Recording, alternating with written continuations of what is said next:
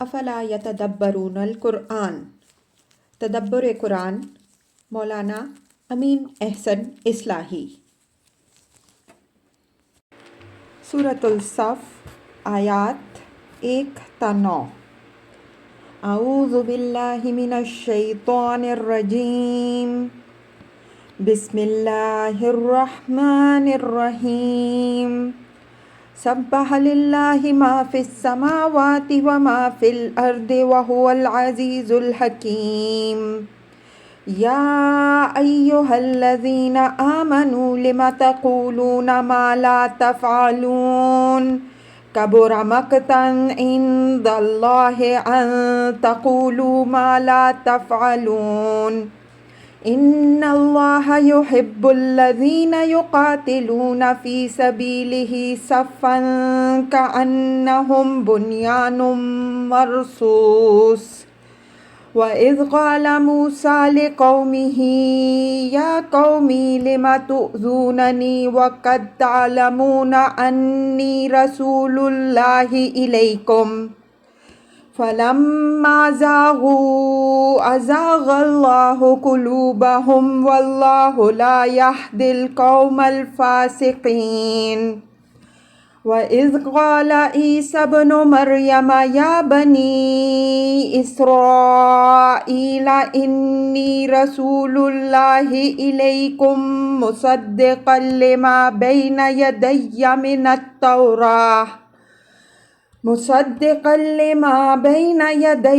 مِنَ التَّوْرَاةِ وَمُبَشِّرًا بِرَسُولٍ يَأْتِي مِن بَعْدِي اسْمُهُ أَحْمَدُ۔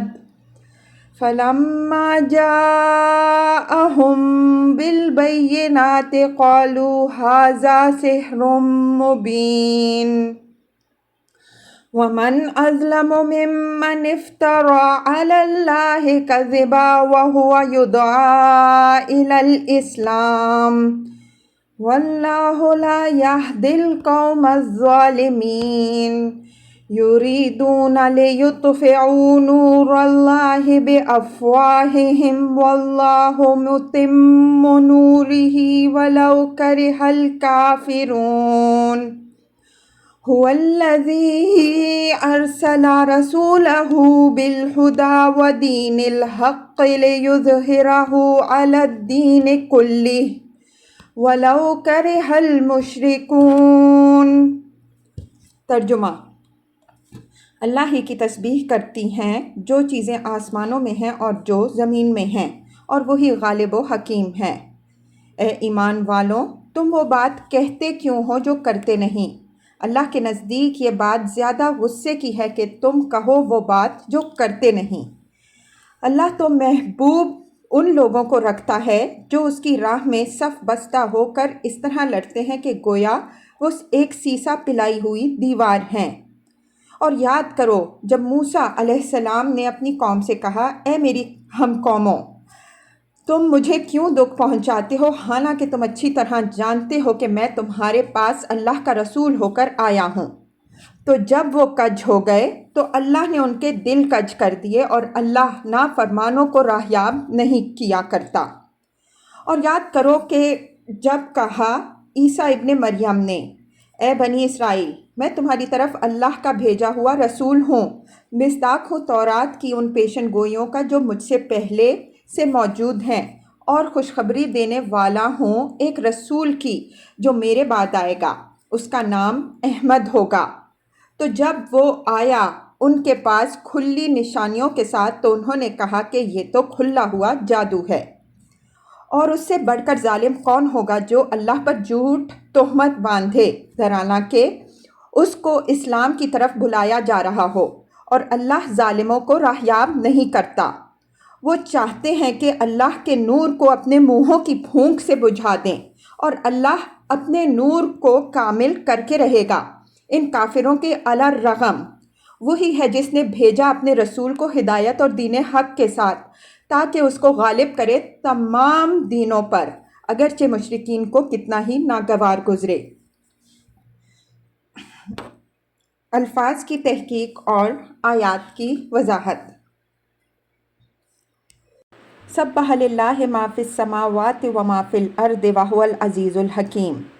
یہ آیت تشویق و تحریض کے محل میں بھی ہو سکتی ہے اور اظہار بے نیازی کے محل میں بھی۔ آگے جہاد سے جان چرانے والے منافقین کو ان کی بدعہدی اور بزدلی پر ملامت کی گئی ہے۔ اس مضمون سے یہ بات اپنے مذکورہ دونوں پہلوؤں سے ربط رکھتی ہے۔ اگر تشویق و ترغیب کے پہلو سے نگاہ ڈالیے تو مطلب یہ ہوگا کہ جس خدا کی تسبیح و بندگی میں اس کائنات کی ہر چیز سرگرم ہے، جو ہر چیز پر غالب اور جس کے ہر کام میں حکمت ہے، اس کی راہ میں جہاد سے اگر کوئی جان چرائے تو اس پر حیف ہے۔ بے نیازی کے پہلو سے نگاہ ڈالیے تو مطلب یہ ہوگا کہ جب اس کائنات کی ہر چیز اللہ کی تسبیح و بندگی میں لگی ہوئی ہے اور حقیقی غالب و حکیم وہی ہے، تو اس کو اس بات کی کیا پرواہ ہو سکتی ہے کہ کچھ بزدل اس کی راہ میں جہاد سے جان چراتے پھریں۔ یہ بات بھی قابل توجہ ہے کہ اس سورہ میں سبح آیا ہے اور اگلی سورہ میں یسبح ہے۔ ان دونوں اسلوبوں میں یہ فرق ہے کہ ماضی بیان واقعہ اور بیان حقیقت کے لیے آتا ہے اور مضارع تصویر حال اور استمرار کا فائدہ بھی دیتا ہے۔ العزیز الحکیم کی دو صفتوں کا بغیر حرف عطف کے بیان اس بات کی دلیل ہے کہ یہ دونوں صفتیں موصوف میں بیک وقت پائی جاتی ہیں، یعنی وہ بیک وقت ہر چیز پر غالب و قادر بھی ہیں اور اس کے ہر کام میں حکمت و مصلحت بھی ہے۔ مطلب یہ ہوا کہ جو ذات ان صفات سے موصوف ہے اس سے بڑھ کر بھروسہ کے قابل اور کس کی ذات ہو سکتی ہے؟ بدقسمت ہیں وہ لوگ جو ایسی ذات پر بھی بھروسہ نہ کریں۔ یا ایھا الذین آمنوا لم تقولون ما لا تفعلون کبر مقتا عند اللہ ان تقولوا ما لا تفعلون۔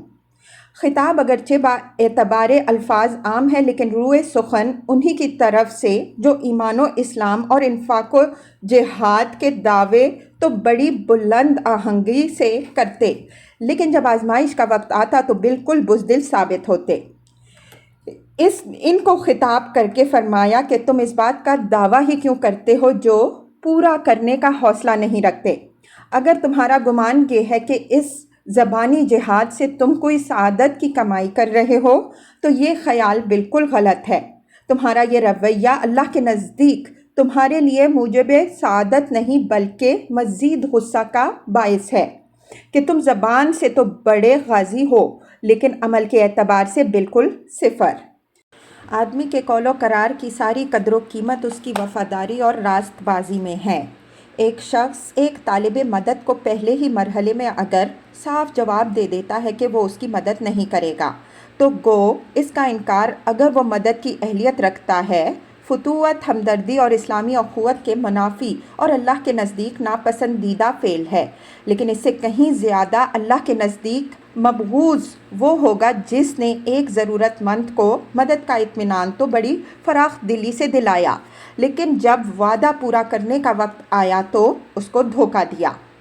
یہ رویہ یوں تو ہر شکل میں مکروہ و مبغوض ہے، لیکن معاملہ ایک نبی اور اس پر ایمان کے مدعیوں کا ہو تو اس کی سنگینی اور بڑھ جائے گی۔ جو لوگ ایک نبی کی دعوت قبول نہیں کرتے وہ اللہ کے غضب کے سزاوار ہوتے ہیں اور ان کو سزاوار ہونا چاہیے، لیکن ان سے بھی زیادہ اللہ کے غضب کے سزاوار وہ ہیں جو ماننے کو تو اس کی ہر بات مان لیں لیکن عمل کسی بات پر نہ کریں یا صرف ان باتوں پر کریں جو ان کے نفس کی خواہشوں کے موافق ہوں اور جب کوئی اہم مرحلہ پیش آئے تو اس وقت چھپتے پھریں۔ ظاہر ہے کہ ان لوگوں کا رویہ کھلے ہوئے دشمنوں کے مقابل میں دین کے لیے زیادہ خطرناک ہے، اس لیے کہ انہوں نے اپنے کو دوست ظاہر کر کے دین کی دشمنی کی اور اس کی فوج میں بھرتی ہو کر اس کے ساتھ غداری کے مرتکب ہوئے۔ ان کے زیادہ معتوب الہی ہونے کا ایک سبب یہ بھی ہے کہ جب ایک مرتبہ انہوں نے دین کو مان لیا تو گویا انہوں نے اس امر کا اعتراف کر لیا کہ یہ چیز ان کے دل کو اپیل کرنے والی اور ان کی سمجھ میں آنے والی ہے۔ اس پہلو سے ان کا معاملہ ان لوگوں سے بالکل مختلف ہو جاتا ہے جو اس کے مخالف اس بنا پر ہوں کہ ابھی بات ان کی سمجھ میں سرے سے آئی ہی نہ ہو۔ کسی بات کا سمجھ میں نہ آنا بہرحال ایک عذر ہے جس کی بنا پر ایک شخص رعایت کا مستحق قرار پاتا ہے، لیکن جو لوگ سمجھ چکنے کا اعتراف کر چکے ہوں اگر وہ اس کے عملی تقاضوں سے گریز اختیار کریں تو اس کا سبب صرف ان کی اخلاقی کمزوری ہی ہو سکتی ہے، جو کسی کے لیے بھی کوئی عذر نہیں بن سکتی، بلکہ یہ بہر شکل ایک برائی ہے جو اللہ کے غضب اور اس کی نفرت ہی کی موجب ہوگی۔ ان اللہ یحب الذین یقاتلون فی سبیلہ صفا کأنہم بنیان مرصوص۔ یہ ان منافقین کی کمزوری سے پردہ اٹھایا ہے جس پر یہ نکیر فرمائی گئی ہے۔ معلوم ہوا کہ ان کی خاص کمزوری یہ تھی کہ اپنی وفاداری اور جانثاری کی دھونس جمانے کے لیے وہ جہاد کے ولولہ کا اظہار تو بہت کرتے، لیکن جب جہاد کا حکم دے دیا گیا تو چھپتے پھرتے تھے۔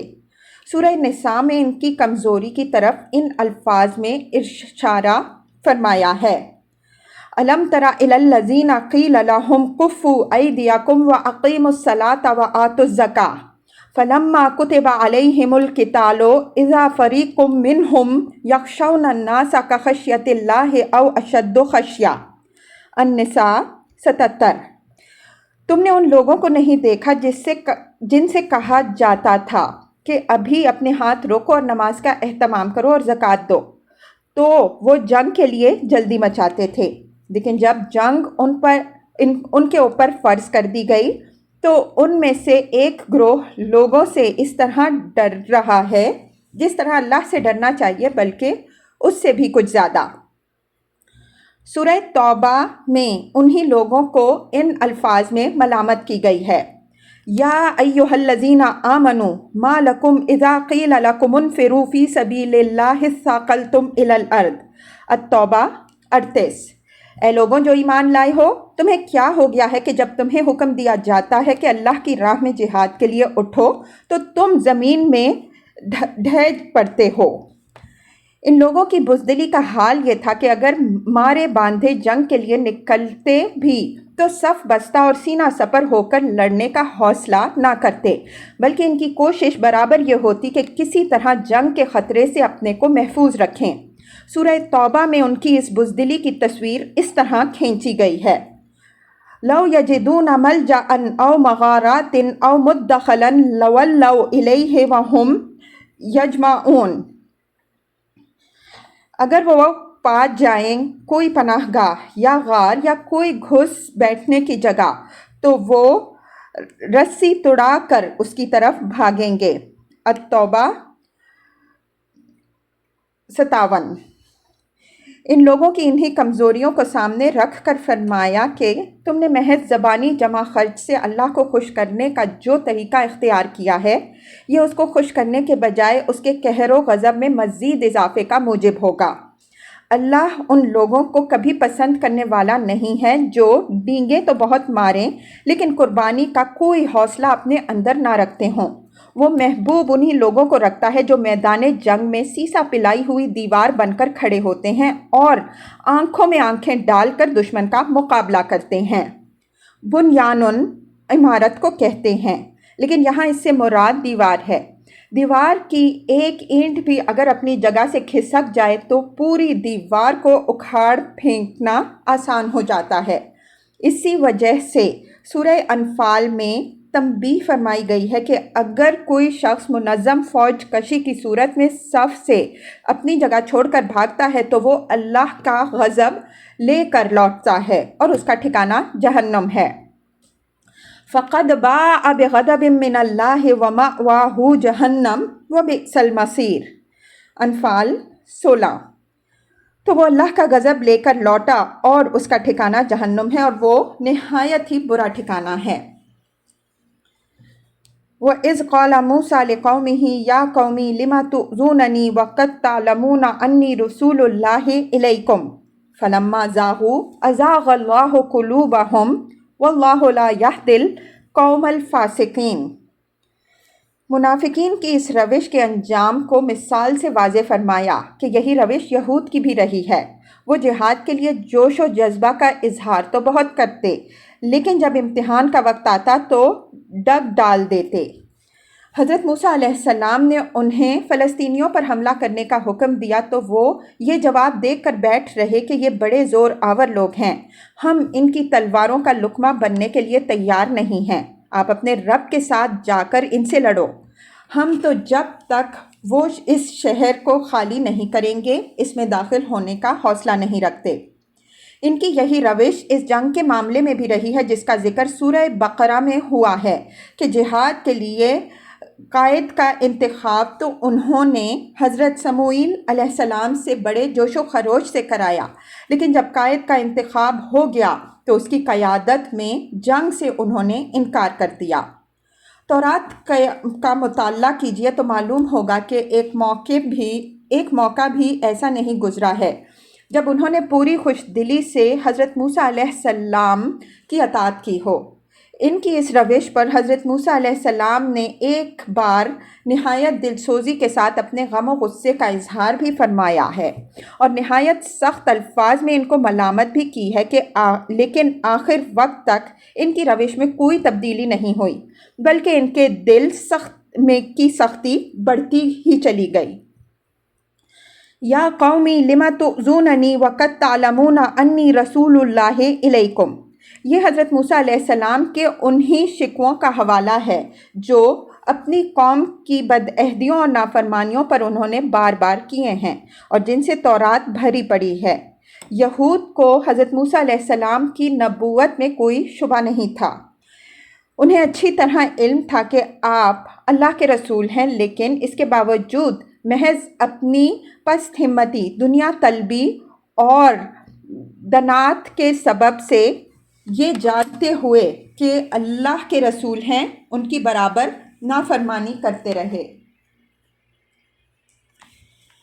فَلَمَّا زَاغُوا أَزَاغَ اللَّهُ قُلُوبَهُمْ أَزَاغَ اللَّهُ قُلُوبَهُمْ، یہ وہ سزا ہے جو اللہ تعالیٰ نے اپنی سنت کے مطابق ان کو دی کہ بار بار کی تنبیہ و تذکیر کے بعد بھی انہوں نے اپنے دل کے رخ کو سیدھا نہیں کیا تو اللہ نے ان کے دل کو اسی رخ پر کج کر دیا جس کو انہوں نے اپنے لیے پسند کیا۔ انسانی طبیعت کا خاصہ یہ ہے کہ آدمی اسے جس رخ پر لگائے اسی رخ پر لگ جاتی ہے۔ اگر اس کو آپ عقل و فطرت کے خلاف کسی غلط رخ پر موڑیں گے تو وہ شروع میں اس پر مڑنے سے ابا کرے گی، لیکن آپ اسے موڑنے پر بضد رہیں گے تو بالآخر اسی سانچے پر وہ ڈھل جائے گی۔ ہدایت و ضلالت کے معاملے میں انسان کے ساتھ اللہ تعالیٰ کا معاملہ اس کی طبیعت کے اسی اصول کے مطابق ہے۔ اللہ تعالیٰ نہ کسی کو ہدایت پر مجبور کرتا ہے نہ ضلالت پر۔ اس نے انسان کے اندر نیکی اور بدی کا شعور دے کر اسے آزادی بخشی ہے کہ چاہے وہ نیکی کی راہ اختیار کرے یا بدی کی۔ اگر وہ نیکی کی راہ اختیار کرتا ہے تو وہ اس کو اس کی توفیق ارزانی فرماتا ہے، اور اگر وہ بدی کی راہ پر جانا چاہتا ہے تو وہ اس کو اس کی بھی ڈھیل دے دیتا ہے اگر چاہتا ہے۔ واللہ لا یہدی القوم الفاسقین، یعنی اللہ تعالیٰ کا قاعدہ یہ نہیں ہے کہ کوئی پسند تو کرے ضلالت لیکن وہ اس کے اندر زبردستی ہدایت ٹھونسے۔ ہدایت اسی کو ملتی ہے جو اس کی قدر کرتا ہے اور اس کا طالب بنتا ہے۔ یہ ان منافقین کو، جیسا کہ ہم نے اشارہ کیا، تنبیہ فرمائی گئی ہے کہ تم بھی یہود کی اسی روش کی پیروی کرو گے تو تمہارے دل بھی اسی طرح کج کر دیے جائیں گے جس طرح ان کے دل کج کر دیے گئے، پھر تم ہمیشہ غلط رخ ہی پر چلو گے، صراط مستقیم پر چلنے کی توفیق سے ہمیشہ کے لیے محروم ہو جاؤ گے۔